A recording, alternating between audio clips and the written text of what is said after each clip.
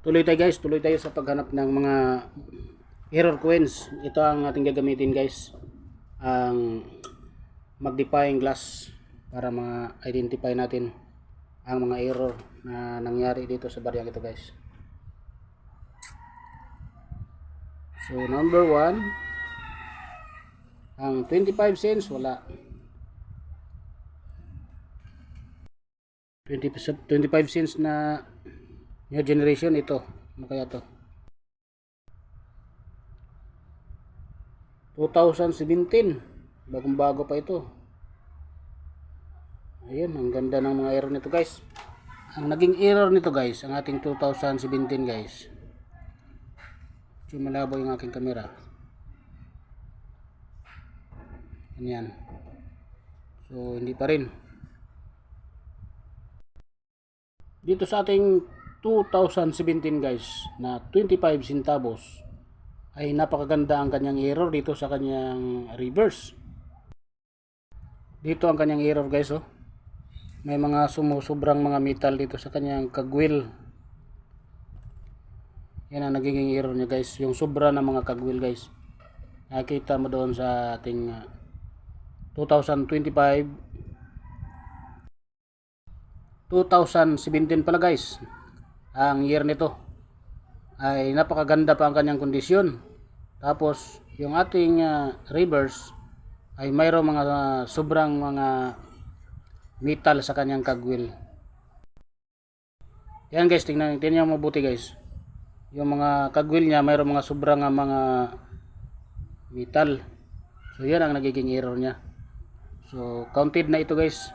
Number 1 to. Bagong bago, napakaganda ang kondisyon. Yan, tuloy tayo guys sa ating pangatlong barya guys. Tingnan natin to. Itong ating pangatlo guys, 2014 yung kanyang date. Kapag itatagilid mo ng ganon, nababasa mo naman yung Republika ng Pilipinas. Kapag nandyan sa harap, nakaganyan, tingnan mo guys oh, yung dito guys oh, hindi mo na tagalaga mababasa. So napakaganda pa na kondisyon. So kapag itagilid mo, yan, nababasa mo ganon. Kapag nakaharap, yan, hindi mo na makikita yung kanyang litra na Republika ng Pilipinas. Yan o. Yan ang napakagandang error din guys. O, ganun o. Pag tagilid, makikita. Pag nakaharap, hindi. So, anong ang tawag dyan guys sa mga ganyang error guys? Ayan o. O ating 2014, yung number 2, yung ating number 2 na number, kapag itagilid ay makikita ang kanyang sakto na words. Pero nakaharap ay hindi mo na makikita talaga. So dito tayo sa kanyang likuran. Baliktaran guys, tingnan mo mabuti ang kanyang mga words. Ang Bangko Sentral ng Pilipinas ay hindi mo rin mababasa ng husto kapag nakasentro. Kapag itagilid mo ng ganon, yan, iside view mo ng kunti, nababasa mo pa naman, pero pagka nakaharap ay hindi na talaga eksakto. Yan, hindi sinasadya yan guys. Ito ay tinatawag din na error.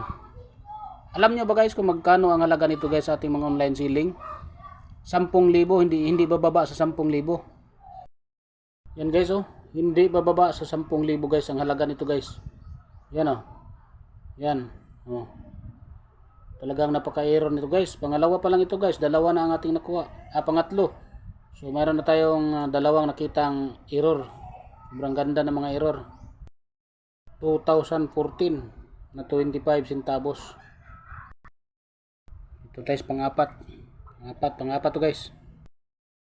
Ito naman guys sa ating 2009, wala akong napansin na mayroon siyang error. So medyo unique lang siya kasi 2009 pa ito. Medyo maganda pa rin ang kanyang kondisyon. Walang gas-gas. Ganon din dito sa likuran, wala, medyo maganda talaga pa. So hindi error guys. So wala tayo nito, hindi ito error. Ito sa panglima natin. Tingnan natin. Dito tayo maswerte guys sa 25 centavos na 2017 din ito guys, panglima ito guys. Dito sa kanyang harapan, itong 5 na words na denomination na 5 dito guys, ito may sumobra na metal, yan o. metal excess. Yan ang tawag dyan guys. Error din yan guys. So yan lang ang napansin ko sa harapan. At saka mayroon pa palang marami oh. Yung mga words dito oh. Kala ko pa naman okay lang pala kapag nakatagilid kompleto. Kapag nakaganyan ayun oh. Sus, dito napakadami pala nitong error guys oh. Ano, ang dami pala oh. Yung Republika ng Pilipinas oh, halos hindi mo na talaga makita pag nakaganyan. Nako, multiple error ito guys. Tingnan natin sa likod. Anak ko, talaga naman dito guys oh. Sa harapan, sobrang dami ding error. Yung kagwil na naman yung naging problema guys. Sobrang daming mga excess metal oh. Mahigit sa 10, isa, dalawa, tatlo. Halos paikot sa kanyang kagwil oh. Puro mga metal. Makikita to guys kapag gamitan natin ng ganyan oh. Yan.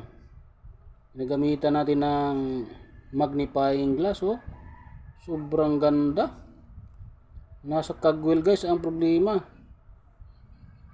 Ako. Sobrang daming problema guys sa kagwil natin guys. Ang ating pang-limang na huli or nakita. Ako guys. Ang ganda pa ng kondisyon. Medyo may dumi lang ng konti. Ayan guys ang harapan. Nako, multiple error. Hindi bababa ito guys sa mga 30,000 or to 35,000 dahil ganitong napakagandang itsura oh. Parang uncirculated pa. Nako guys, kung may ganitong klase guys, huwag nyo nang pakawalan.